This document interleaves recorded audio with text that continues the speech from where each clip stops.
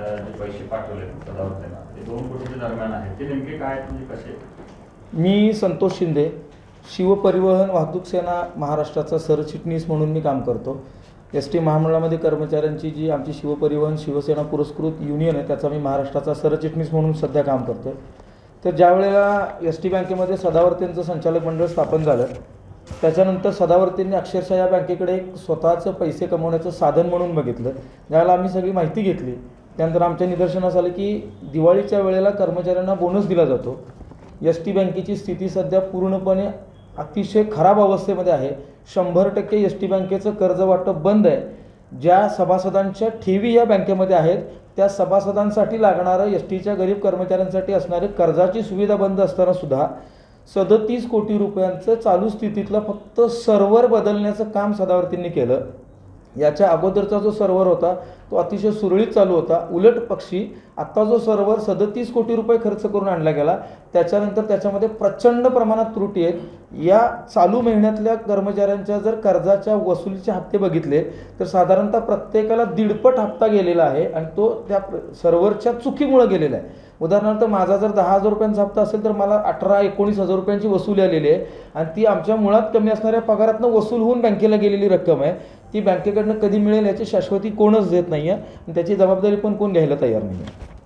त्या सर्व्हरमध्ये साधारणतः आम्ही ज्याला माहिती घेतली त्याला आम्हाला असं चर्चेअंती ऐकायला मिळालं की त्यातले बरेच पैसे साधारणतः 15 कोटीच्या आसपास सदावर्तींनी कमिशन घेतल्याचं सुद्धा आम्हाला माहिती तिथून म्हणजे काही लोकांनी आम्हाला कळवली.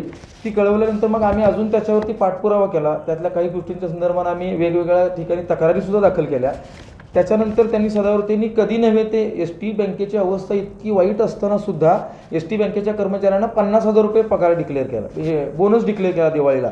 पण त्या बोनसमधले प्रत्येकाला दिलेल्या 50,000पैकी जे परमनंट कर्मचारी आहेत त्यातले 25,000 आणि जे नवीन ॲडव्हॉक पद्धतीनं भरती केलेले कर्मचारी आहेत त्यांच्याकडचे 40,000 रुपये परत ज्या त्या शाखाधिकाऱ्यांमार्फत पुन्हा मुंबईला मागून घेतले. त्याचा पुरावा म्हणून कोल्हापुरातल्या शाखेत ज्या कर्मचाऱ्यांकडनं पैसे वसूल करून घेतले परत ते वसूल करण्याचं काम आत्ता जो लाचलुचपतला सापडलेला आहे पुजारी त्याचा दुसरा साथीदार कोळी म्हणून आहे शाखाधिकारी मिरज. त्या कोळीने कोल्हापूरच्या शाखाधिकाऱ्यांकडनं त्या कर्मचाऱ्यांचं नाव आहे त्यांची अमाऊंट आहे अशी अमाऊंट त्या खात्यावरनं परस्पर ट्रान्सफर अनिल कोळींच्या खात्यावर करून अनिल कोळींनी ती पैसे विड्रॉ करून सदावर्तेंना पोच केले. हे एका शाखेची रक्कम एवढी आहे तर महाराष्ट्रात एकूण 600 कर्मचारी काम करतात. 600 कर्मचारी गुणिले जर सरासरी 40,000 केलं तर त्यांचा आकडा तुम्हाला दिसेल. त्याच्यानंतर दुसरी गोष्ट बँकेची परिस्थिती खालावली असताना सुद्धा सदावर्तेंना मानणाऱ्या फक्त काही कर्मचाऱ्यांना साधारणतः 400 कर्मचाऱ्यांना जे विरोधात आहेत त्यांना अजिबात दिलेलं नाही.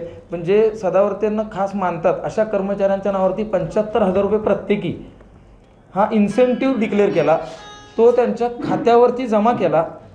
तो खात्यावर जमा करून पूर्ण 75,000 प्रत्येकाच्या खात्यावरचे कोल्हापूरच्या शाखाधिकाऱ्यांचं मी फक्त उदाहरणादाखल तुम्हाला दाखवते. असंच प्रत्येक शाखेतल्या शाखाधिकाऱ्यांनी परस्पर त्या कर्मचाऱ्यांच्या खात्यावरनं अनिल कोळी आणि तत्सम हे काय त्यांचे वसुली एजंट आहेत सदावर्तेंचे यांच्या खात्यावरती ट्रान्सफर केलेत. हे पैसे वेगवेगळ्या शाखांमधून ट्रान्सफर केले आणि मुंबईमध्ये विड्रॉल केले गेले.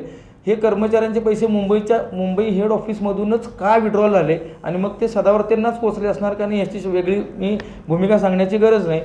याचबरोबर कर्मचाऱ्यांचे मुंबईतले जितके मुंबई ऑफिसला हेड ऑफिसला काम करणारे कर्मचारी आहेत त्या प्रत्येक कर्मचाऱ्याचं फक्त स्टेटमेंट जरी तुम्ही बघितलात किंवा त्या स्टेटमेंटची चौकशी झाली तर त्या प्रत्येक कर्मचाऱ्याला महाराष्ट्रातल्या प्रत्येक शाखेतून पैसे त्यांच्या खात्यावरती आलेले आहेत.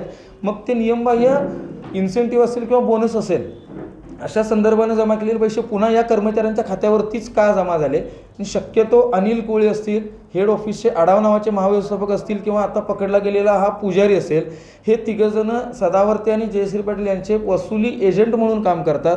हे एस टी बँकेचं कुठलंही काम करत नाहीत. हे फक्त आणि फक्त वसुलीचंच काम करतात.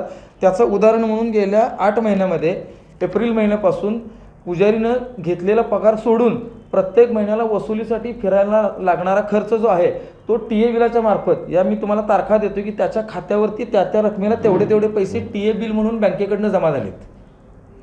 हे फक्त वसुलीसाठी फिरण्याचा खर्च म्हणून त्याला टी ए बिल देण्यात आलं. असं कुठलंही काम त्यांनी टी ए बिल म्हणून कुठेही ऑडिट केलेलं नाही कारण तो बँक निरीक्षक आहे. तिथं ऑडिट करणं त्याचं काम होतं पण कुठेही तुम्हाला रेकॉर्डवरती ऑडिट केलेलं दिसणार नाही. त्याचं लॉग इन प्रोफाईलसुद्धा कुठं लॉग इन झालेलं नाही. हे सगळ्या प्रत्येक शाखेची एकूण जर गोळाबेरीज केली तर साधारणतः रक्कम जी मी तुम्हाला माझ्या निवेदनात दिलेली आहे त्याच्यापेक्षा जास्त होते, पण मी जितकी खात्रीशीर अमाऊंट आहे तितकीच तुम्हाला त्याच्यामध्ये कळवलेली. ठीक आहे. हां मग काय झाले, तू मी पुजारी हां संध्याकाळी जाऊया, हां शनिवारी संध्याकाळी जाऊया हां मुंबईला, बर आणि तिथं जाऊन बसून चर्चा करून ती फायनल करून तुझा विषय यायला लागला नाही. खरं पण तुला तसं हां कुठं मुंबईला कोणाकडे जायचं मुंबईला. चर्चेला? कोणाकडे जायचं चर्चेला? ते काय म्हणले, या सदावरती मॅडमकडे म्हणून जायचं ना, भोसले पहिला घ्यायचा. बर अशी करायचं आहे. हां आणि मग तुला आता तुला सांगतो, भोसलेला आपल्याला द्यायला लागणार घाडगेला, हां आणि इकडला काय विषय ती होईल ते हा. असं आपल्याला द्यायला लागणार. बरं. मी काय म्हणते, बाकीचे ह्या दोघांनी नंतर द्यायचं होईल का हा. काय, हा. भोसलेला फक्त राहण्याला जरा